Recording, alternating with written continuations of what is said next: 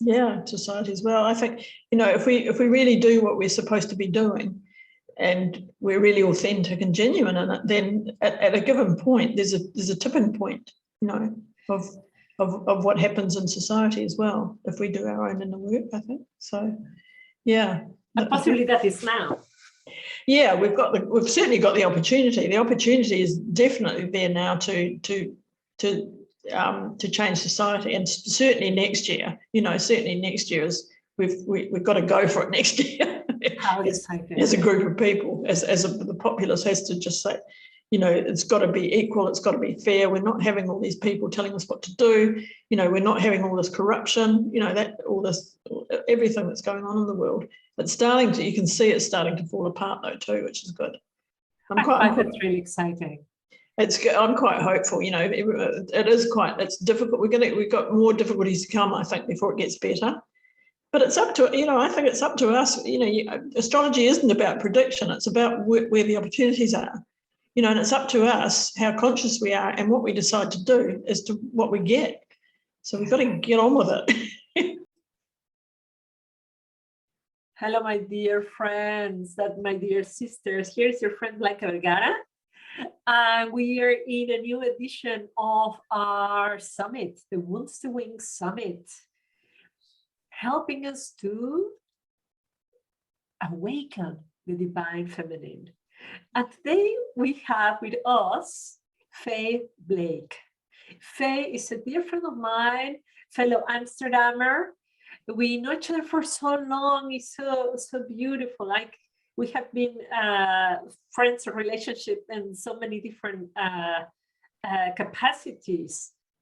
You are going to fall in love with this woman after you listen to her. I promise you. Let me tell you a little bit about Faye. Faye is founder of the Amsterdam School of Astrology. Yeah, she lives here in Amsterdam and she's an astrologer. She's a therapist and business consultant, holds an MA in Cultural Astronomy and Astrology. She has spoken at major international astrology conferences. Her background is management and IT. Gives her an added advantage in offering business astrology. Her book, Vocational Astrology, forms the basis of her tailor-made Vocational Apprenticeship program. Since 2006, her research has included the grain goddess Ceres, Demeter, who in 2006 became a dwarf planet. She is associated with feminine wisdom, the environment and women's rights, among many other things. Faye, happy that you said yes to come here with us. Well, thank you for inviting me. It's lovely to see you again, Blanca. I haven't seen you for ages, so yeah. Oh, I'm so delighted. Really nice. I still remember our conference together, which was really fun. Yeah, we organized an event about the heart-centered economy. And we were talking about the heart-centered economy then, and I think more than ever now, it's so relevant. And maybe we're going to talk on that right now.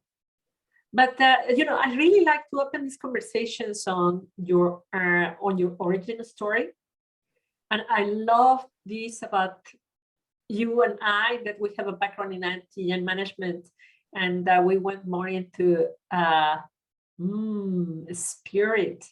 And you were more into astrology. That I'm a total amateur astrologer. I'm just attracted to it, but I cannot call myself an astrologer. What got into that? That's a long story. I've been in astrology for such a long time. I mean, I think when I come from New Zealand originally, and I was always interested in the fact that the things you read in the newspapers did seem to work. They did seem to we're both Aquarians. So, that seemed to fit when you read the things in the newspaper, that seemed to fit people that I knew. And then when I was probably about 22, I think, or 23 or something like that, I went to an astrologer because I thought it was really interesting. And looking back now, he was just beginning and wasn't very good, but it really awoke a sort of amazement that he could see anything, and kind of looking at particular times and things like that. So that really got me started. And then years later, I moved to London, and I didn't really know anybody there. I was working there, but I wanted to do night school. And at night school, I met one of the best teachers around. She was teaching in London night school at the time, but she's a very well-known astrologer, which I, of course, didn't know then. And so that's when I started in London a long time ago with night school. And then I did proper lessons. Well, hers were good lessons, but then I did with a school that's been going in London for a long time. And I lived there for a couple of years in London in the 80s. And at that time, it was fantastic because there was just astrology all over the place. So, you could go to something every couple of things every week. So that's what got me hooked on astrology, really. Yeah. How exciting. And what does astrology mean to you? Is it like the weather prediction? Is it like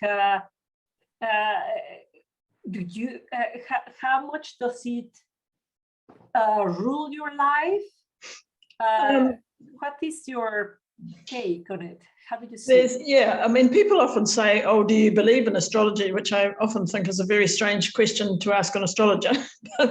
But I always say no, because people do think it's about prediction and believing what's coming, and it's not. It's just I don't believe in it.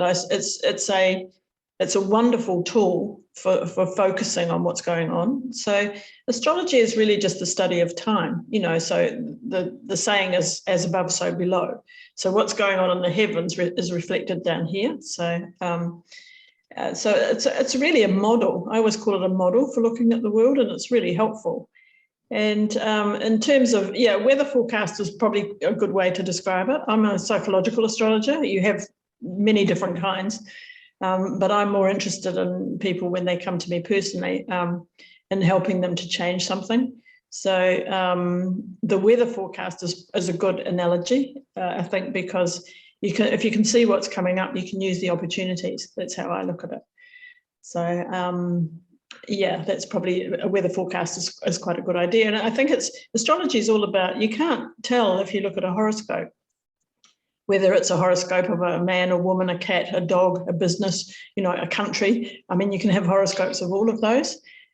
So you have to work with the thing you're looking at. You have to relate it and translate it for a business or for a person or for a cat or a dog. So you can't tell a lot of things you can't tell from a horoscope. So I like dialogue when I'm working with people, because I think they know more about themselves than you do.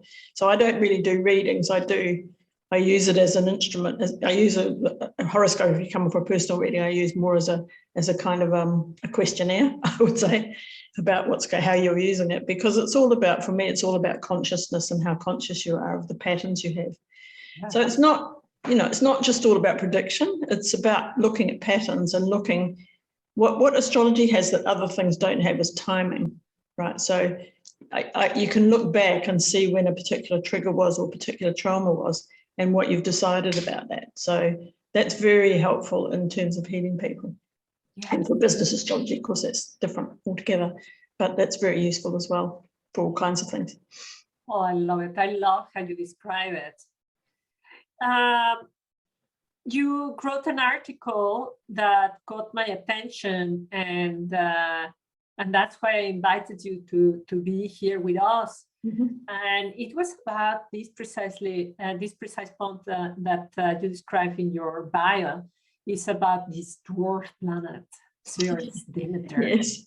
And the stage where we are right now, we are in a big awakening of consciousness, and some. It's interesting, like we cannot deny it, that these lockdowns, 2 years, bankruptcies, divorces, it is a big deal, but we have lost the myth to describe what's going on. Mm-hmm. Yeah. And this is something that you so elegantly did in that article, and I would love to that you relate to us about the myth of the Demeter, and what does that have to do with today? Yeah, the myths are very important in astrology. Like the pandemic, that was even kind of predicted by astrologers, because in January 2020, there was two planets came together, which don't do that very often. So that was Pluto and Saturn came together, and they haven't done that in the sign of Capricorn since 1700 or something. So it's a big start of a new cycle. But in the middle of that, which some astrologers don't use, is Ceres, the dwarf planet. Now, Ceres, Demeter, she was discovered she was called a planet when she was discovered in 1801. And she later they found in the 1800s, they found lots of little bodies that they all had names. They were all female names. So in Western astrology, we have mostly men planets. We only have one, which is the two. We have Venus, which is the beautiful young woman, and we have the moon, which is the mother, and all the rest of them are guys. So Ceres, and then there was all these women planets coming between 1800 and 1850, and then I think a lot of the people thought, we can't have this many women planets. My God, there's too many. So in 1850, they changed their status to asteroid. So there was lots of these little Juno and Pallas Athena and all these women asteroids running around the place, and they were asteroids. So it's interesting what was going on in 1850 as well. So what we do when new things are discovered, for instance, when Uranus was discovered in 1781, it was the time of revolution and the French Revolution and the Declaration of Independence and all these things. So we get meaning from the planets based on what's going on at the time. So for Ceres, what was going on at the time in 1801 was a lot of women's suffrage. There was all kinds of women, these feisty women coming up and saying, we want the vote, and being incredibly brave. And then, of course, she got demoted. Now, what was really interesting to me about levels of consciousness and as above, so below, is that in 2006, some of you may remember that Pluto was made a dwarf planet. And everybody said, oh no, Pluto's a planet, he's not a dwarf, he's still, does he still work on astrology and all this stuff? And everybody was sticking up for Pluto. There was all these T-shirts with Pluto is so a planet and all this. But nobody talked about Ceres, because Ceres was upgraded to a dwarf planet and Pluto was kind of downgraded. Up and down is probably not right, but downgraded so they were on the same level. So I thought, well, that's really interesting, because that means that Ceres, her archetype, if you like, is coming back into consciousness, right, from 2006. So I started studying her because I was looking at how things change and how our consciousness changes and what we're supposed to be doing. And so when she was in the middle of the 2020, this started this new whole thing when the pandemic hit, and it was within a day of the first, or 2 days, I think, it was this sky happening. It was within 2 days of the first death that we heard of COVID. That she was in the middle of it. I thought, she's got to have something to do with this and something to say about it. So that's why I started writing about her around about then, and I've been kind of studying her since 2006 because I found that was really interesting. So in 2006, lots of things happened. The women's movement kind of started, it was coming and going and coming and going. And then there was people saying, God, do we have to do this all over again? What happened to the 70s? So there's these older women coming out and saying, oh my God, we did all this before. Can we please not have to do it again? So that's one of her things, as the older wise woman, I think. And I should tell you a little bit about the myth, maybe. Yeah. Because you need to know a bit about the myth, and you can read myths in lots of different ways. So the myth of the main myth that everybody knows is about her daughter, so who's Persephone or Proserpina, there's Roman and Greek. So Persephone was abducted to the underworld. So she was out playing in the field, and she was suddenly whisked up and taken to the underworld by Hades, who's Pluto. But Ceres was away doing a shopping or something. I don't know where she was, but she came back, and then she didn't know where her daughter had gone. She was just vanished. And she asked everybody, and nobody seemed to know. And, it was terrible. And she was grieving. So the myth you can read about the way women's consciousness works, but you can also read lots of different things into it about a woman's life cycle.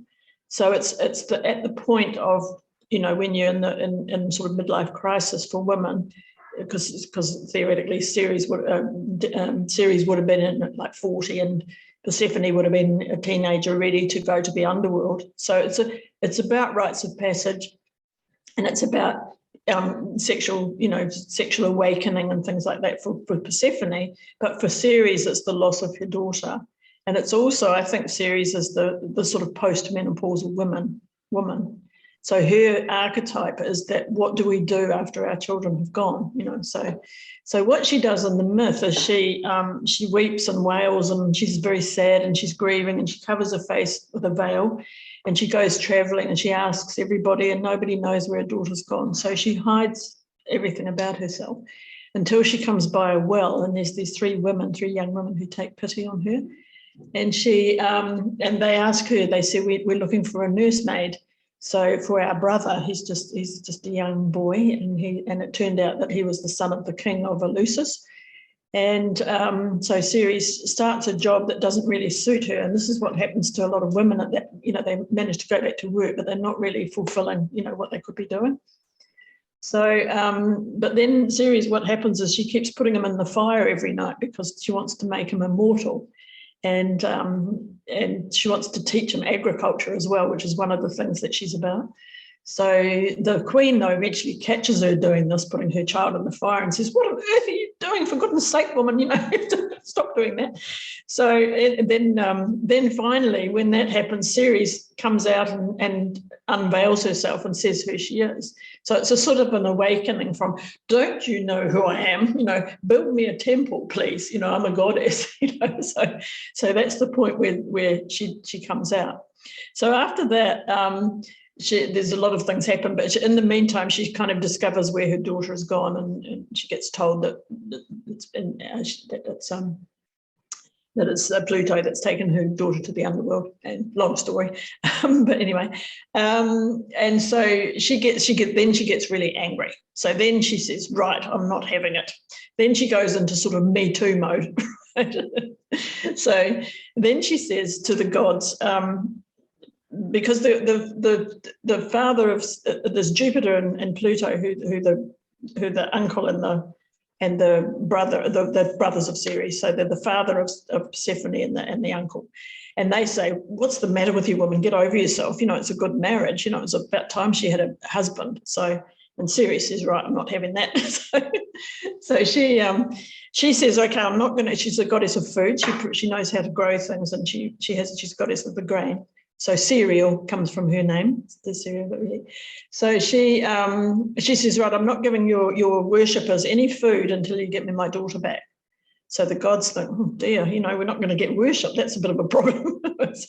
so they're not really too keen on that. So anyway, a negotiation takes place, and then, kind of very long story short, Persephone's above ground the myths vary, but half the year she's above ground and half the year she's below ground. So Ceres is the cause of winter and summer. It's winter, nothing grows when she's underground. Ceres is sad, and then everything blossoms and is abundant, and she's associated with abundance. When her daughter's above ground.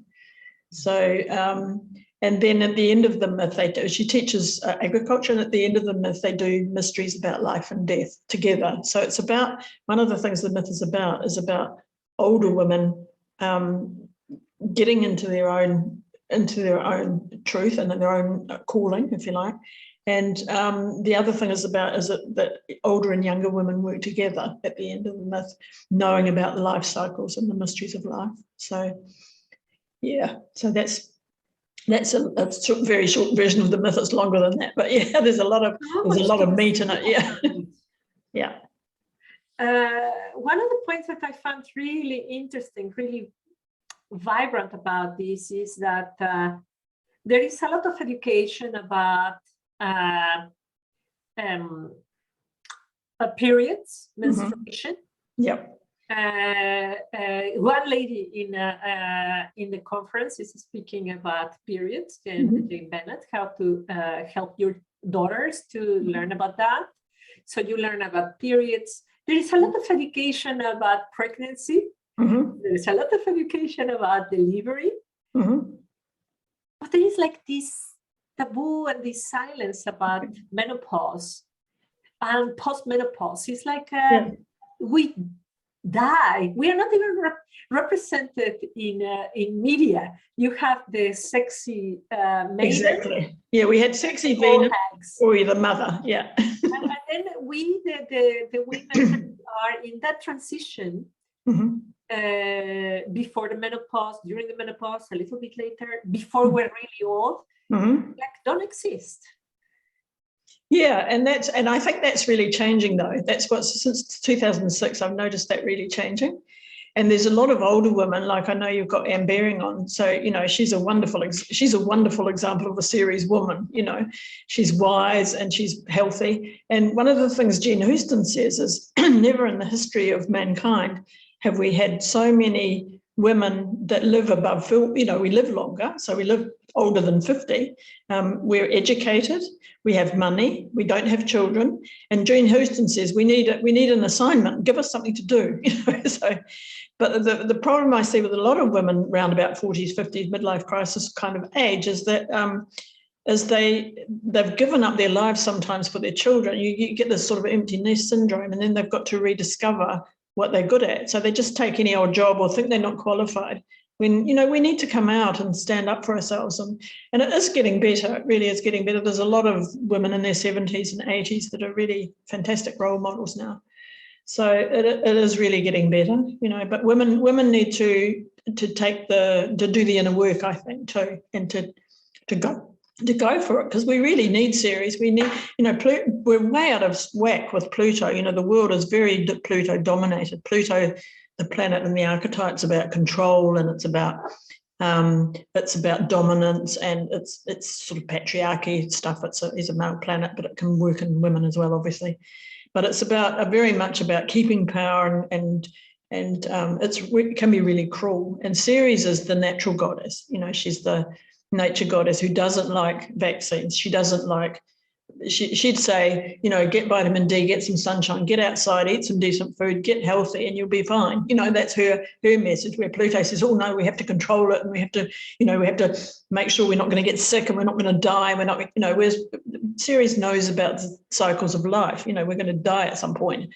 But let's go kicking and screaming rather than, you know, just lying down. So she's very much against, you know, non-organic food and things like that. I think she's the green goddess, and that's really changed. I mean, in 2006, the film from Al Gore came out, you know, about what we're doing to the environment as well.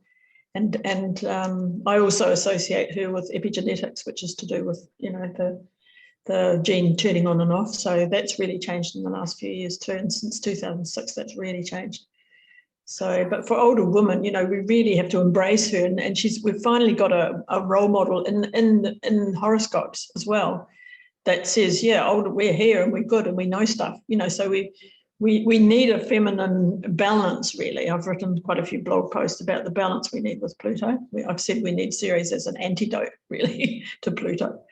So that was my last lecture, was about that, to get to Pluto back in his box. I mean, Ceres is Pluto's mother-in-law, so she can do that.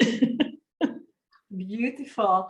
I'm so excited. It's not coincidence that we both chose to wear green right now. It's so perfect. Yeah. And so this subject, many of the women that are listening are, the way I perceive you ladies, are the ones who they are done with the bullshit. They are really looking for reinventing themselves and doing what? How can you manage that from being confused and being in a plutonic situation or a dominant hierarchy, in a very dominant hierarchy in your corporation or in your marriage? Mm-hmm. How can we embrace Demeter? Well, the advice from her, I mean, you know, one of the things is we have to embrace Pluto ourselves as well as women and say yes or no. You know, Me Too is a very good example of what we should be doing, is just saying, no, we're not having it, you know. One of the advice from the myth, though, what she does to get what she wants is she withdraws something, right? She takes away her talent is to make food, you know, is to grow food, and she withdraws it. So she's a really good negotiator because she just says, you're not having what I've got to give, so we could do that with all kinds of things. I mean, there's old myths about women withdrawing sex and things like that to get what they want too, and some of the Lysistrata, I think, is a myth about that. But we always have something that's our talent that we can negotiate with, but we have to think what it is, because often it's about doing our inner work to find our own strengths, But Ceres would say, just say no, we're not having it. We're not having it. So, and she would also say, find another group of women, find a group of women who are the same age, because we've got power, and especially the older ones of us who we know how we were activists in the 70s, we know how to do that. So we can show the young women how to do it. I love there's loads of pictures of the pink pussy hats with Trump, and they were all women of all ages. That's a kind of really good example of young and older women working together. That you get support. So I think the older women have to pass down their wisdom about that too. And I love the first point. Let put all the reflectors on the first point of saying no. I think it's really underestimated the power of setting healthy, clear boundaries. Yeah. It's hard though. It's hard. If you're in a violent or dominant relationship, that's very difficult, because a lot of women, especially women, maybe not your audience, but a lot of them don't have the financial resources to go. There's too much fear around not being able to, to live on your own or buy a house or whatever. And also there's a lot, when you do say that, you get pushback when you say no to a very platonic dominant person or dominant boss. You get then, Donald Trump's a good example. Then if he got a no from a woman, he'd start talking about how ugly they were, or what losers they were, or that you get those sorts of putting women back in their place thing, that goes on. Yeah. So you need some support, I think, as women to do that. Yeah. But we do, we have a lot of time after our children leave home, or if we're in our mid-40s, and even without children, it's the same. It's the same. We've got a lot of life to live where we're going to be productive. Look at Anne; she's a wonderful example. she's Jewish. Absolutely. And there's lots of women in their 70s and 80s. There's a lot of time to go. So if you're 50 in your 50s, you can read.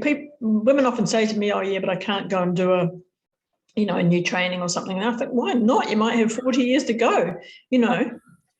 Yeah, why not? Why not go back to university? When I went to do my Cultural Astronomy and Astrology masters, we were all in our 50s. I think most of us were in our 50s. So yeah, or that sort of age group, or older even, some of them. So why not? Why not retrain? Yeah. I mean, I think this concept of money on it's so fascinating that we keep giving things, presence, wisdom, knowledge, for the fear that we are going to be poor. Then it keeps us poor. Yeah. I think people often ask me how you can make money, when they come for a session, and I think if you do what the universe really wants you to do, where you really shine. I mean, let's take us as an example. I think as Aquarians, we've got Aquarian hearts, right? So what we're trying to do, our hearts are born to wake the world up and give new ideas. We're ideas people. We want to give people insight, and that's what the world wants us to do, I think, as well. As if you're an Aquarian, that's what your heart is in it. You've got to follow your heart, and if you do the things that you really love to do, Scylla Elworthy, she was another person that I saw when I saw Anne as well. She always says, look at the thing that breaks your heart, and then go and do that, go and solve that. The thing that really touches you. So, because then you're finding your passion, and that's what you need to do. If you haven't found it by the time you're 45, which is there's a real point in astrology at 45, then that's what you need to do. You need to find your passion and go and do it. And I think the money follows then. The universe says, oh, good, she's doing what I wanted to do, what everybody sees her to do, and I'll reward her with new contacts or new people or whatever. So if you do, I think you have to be brave, I think, to do that though. But I think that's the right direction. And then, some people it's not about the money. It's some people it's about other things, but we all need some kind of security in some way. Mm-hmm. So it's about getting insight into how that is. And as I said, doing your own inner work to see why you're not saying no and why you're staying in a bad marriage or why you're staying with a horrible boss or, what's your pattern? What's your trauma? Why have you done that? What was your father like? All that. What was your mother like if you've got a woman boss? Why are you repeating that pattern? And as soon as you get it, as soon as you get the insight, you can then move on, I think. Yeah. Yeah. So for older women, we really need to step up to the plate now and get on with it, I think, and get these men back in their box. Yeah. But I think even help them because they cannot manage anymore. Yeah, and also they've been brought up with things they don't want to do either. The men are suffering just as much as we are. A lot of men are really supportive of women, and a lot of the dominant men have big traumas in their lives as well. So, it's we've got to work together. That's the point, is that in the end of the myth, they negotiate and a truce is reached and everybody's happy. That's the point at the end of the day, is that all of us can work together if we both get a good deal, basically. So, but a lot of men have a lot of, I'm saying hooray to the women, but I think we do tend to put ourselves down, and men are kind of brought up to be, to be more dominant. And I think that's changing, though.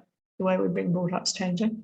Yeah, absolutely. So it's really important for women to give, for women who have teenage daughters, to give good examples as well, and to support daughters going, the young women going for what they're really good at and what they really want to do.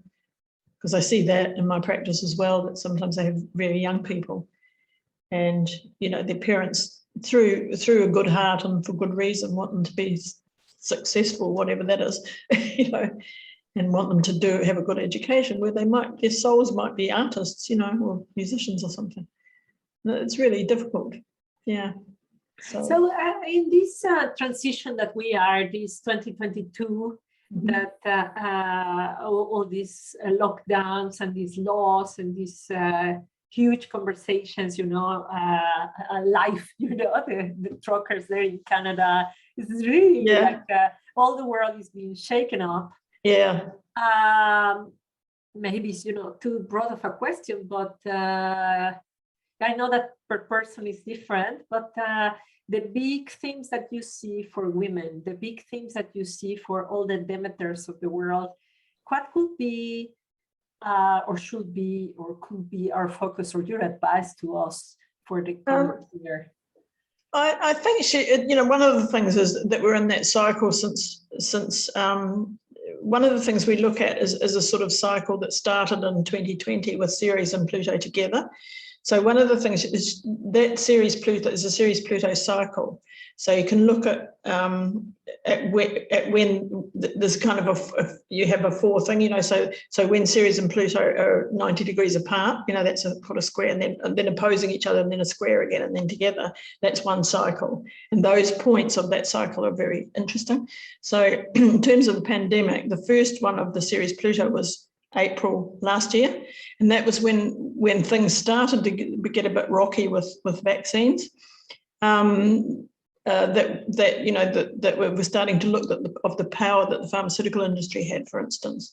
Now, the next one of those, the opposition, is July. So I think what we have to do, I think one of the things that Ceres and Pluto together is that we have to do our own research. We have to take our own power and do our own research and decide what we personally want to do.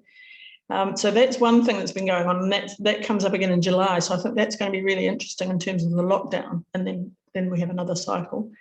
That's one thing that's happening. The other thing that's been happening all last year was two planets were kind of fighting with each other all last year.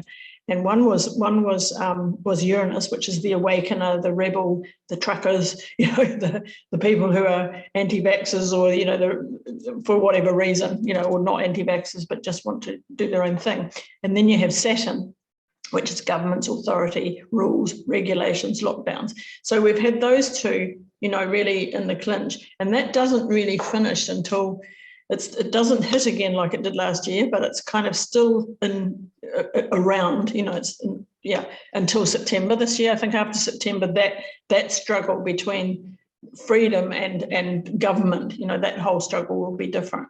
So I think what we personally need to do, women and men, is we need to get our rebelliousness in line with our responsibility. So we have to take responsibility for our rebelliousness, but we have to also say we're grown-ups. If we're not going to follow the lockdown or whatever, then we've thought about it and we're grown-ups and we'll do what we like. It's kind of getting that imbalance, those two things in balance. So that's for everybody on an individual level.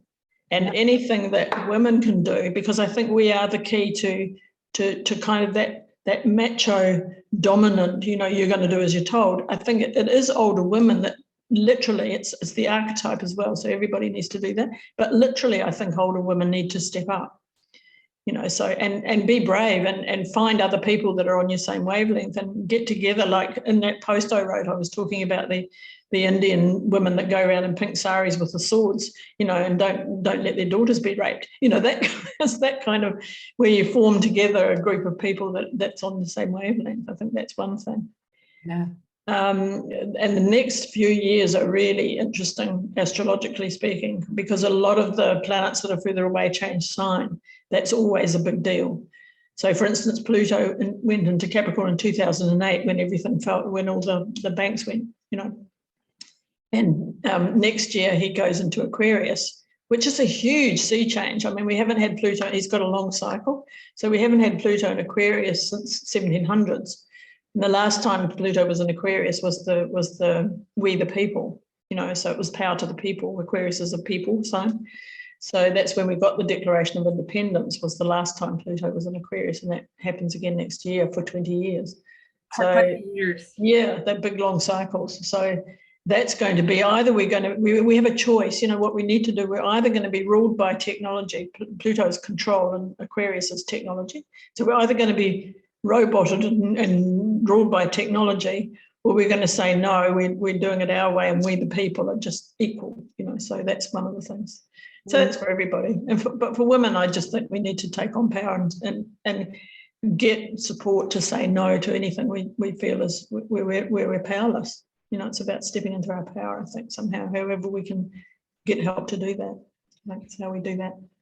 And what I gather of what you're saying as well is community, sisterhood, be accompanied by other women. That Aquarius is certainly about that, but yeah, to some extent. But Ceres is very much about, I think, getting older, like getting a mix of older women with younger women, passing on our feminine wisdom, and it's also native wisdom.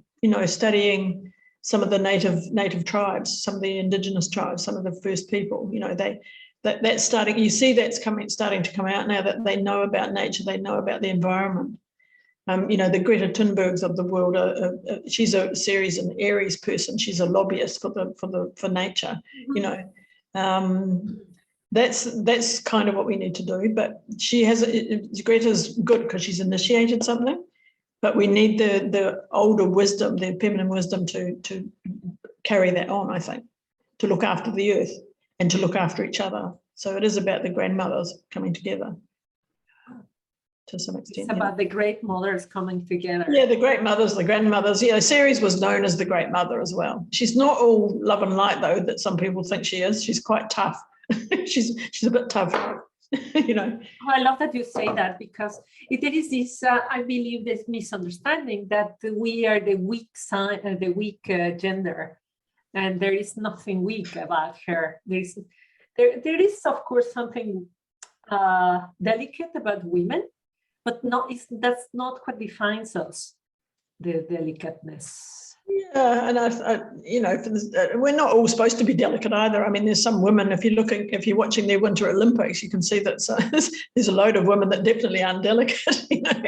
They're fantastic sports people, and it's good that they're competing with men in some things as well. That's really changing, as that women are being seen as equals in skateboarding or whatever to the men. There's a great community around that. So it really, you see older women on TV now and things like that. You see older women speaking up. You see people like Jane Fonda, all these people that are, and Meryl Streep and all these, there's a lot of role models for us now.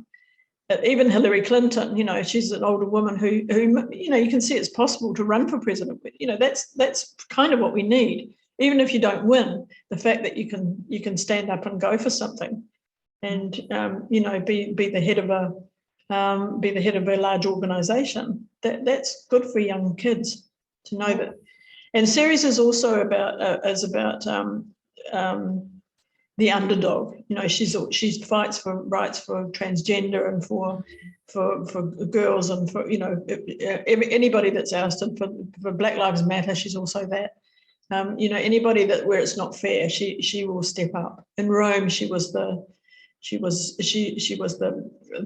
sort of associated with people needing food and housing, and she stood up to what they were called the patricians, who were the kind of politicians. So she's quite democratic in that sense as well. So more women in for the first time in the cabinet, we've got lots of women here in the Netherlands. That's the right way. That's showing that women can be ministers in the cabinet and things like that is great. Especially. So it's a lot about justice as well. Yeah, it's more about negotiation, so it's more about it's what we need to do is step into our power. It's not about blaming, it's taking responsibility that we also have inner power, and we need to do something with that. So as women, a lot of women they don't know what to do after their kids have left home, or they haven't found their passion and they don't let go for it, or they've been talked out of it as a child or whatever, life's too short. We need to get on with what we love doing, I think. And then I think the universe supports us then, but that's just my way I look at it. But I think if we really, we're really attractive as well when we're doing the things that we love, that's when a lot of people come and they haven't got a partner, and when people fall in love, it's, they fall in love with people who are passionate and doing the thing they want to do when they're fully authentic. Authenticity is a good word.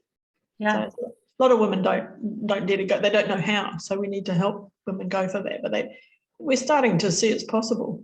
I think that's what's good. Certainly since 2006, I've really noticed that there's a lot more of that happening, and a lot more women protecting the earth and things like that. We're the ones. We're the ones who need to protect the earth.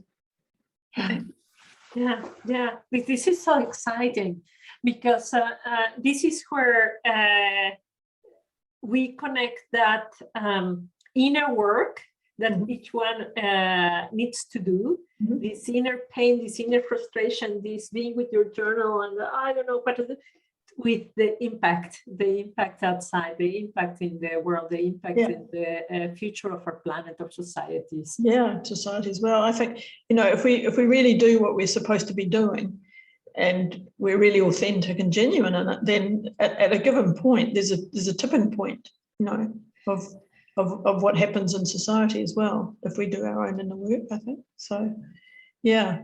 And possibly that is now. Yeah, we've certainly got the opportunity. The opportunity is definitely there now to change society, and certainly next year. Certainly next year we've got to go for it next year. As a group of people, the populace has to just say, it's got to be equal, it's got to be fair. We're not having all these people telling us what to do. We're not having all this corruption. Everything that's going on in the world. It's you can see it's starting to fall apart though too, which is good. That's really exciting. I'm quite hopeful. It's difficult. We've got more difficulties to come, I think, before it gets better. But it's up to, I think it's up to us. Astrology isn't about prediction. It's about where the opportunities are, and it's up to us how conscious we are and what we decide to do as to what we get. So we've got to get on with it. Oh, brilliant. Oh, God, I can talk with you forever. Let's start closing our conversation. And I would like to ask you to tap into your intuition. With all that we have said and all what you have helped us to understand, Demeter, is there something that the audience still needs to hear from you that is still most brought to the table? No, nothing that I think that hasn't been said that I can think of for the group. I think for your audience. I think I just find some help to get some support around you, and and look at who is supporting you, and spend more time with the people that are supporting who you really are, I think, is one of the ways you can do that. Because we get talked into a lot of things by friends who are not necessarily seeing us how we want to be. We get into patterns, especially women, get into patterns where they're really helping all the time, and they're the keeper of the relationships, or they're the ones looking after things all the time. Yeah. And some women love doing that. That's not a problem, but some really don't. So looking at how you spend your time is always a good sort of exercise to do. Yeah. Stephen Covey has a good thing for that. He has this where you spend a week looking at the roles that you're in and how much time you spend in them. And that's a really eye-opening, quite scary exercise to do. If you look at the fact that you're spending, when you add it up, 5 days a week looking after the children, half a day a week doing the shopping, and then you're spending no time at all on your own self-development. So, or you're helping friends a lot and they never listen to you, or, your roles are really interesting. So those kinds of self-examination things are good to do, I think. Yeah. But spend time with people that support you is a really good idea, I think. Yeah. Environment is so powerful. The last thing, there was one other thing I was going to say, is that Ceres is the goddess of the environment. You can also, if you know where Ceres is, I've got on one of my blog posts, if you print out your astrology or to get your horoscope, you can look at where Ceres is, what sign she's in, and that gives an idea of what's the best healing environment for you too. So, for instance, Greta Thunberg, who's got Ceres in Aries, a good healing environment would be for her is that she has to do something. Aries is a sign that needs to do something. In other signs, you might need to do something else to help you heal. You might need to have the mother's chicken soup, or you might need, a different thing to heal. So she's a really good, like all the planets, they give good advice. So that was probably the last thing I wanted to say. Yeah. So beautiful. Get yourself in a good environment too. If it's toxic, get out. Yeah. In any way. Faye, thank you so much. I'm really excited of all what you said, and how you gave us perspective of what is coming and where we're coming from. Thank you so much. Thank you, everybody, for being here with us. And I hope to see you in the next installment. Thank you for having me and giving me the opportunity to talk about my favorite goddess. Did you enjoy this? Here is a selection of other videos that I feel you will love. And please don't forget to subscribe, to like, and to share. Love and light.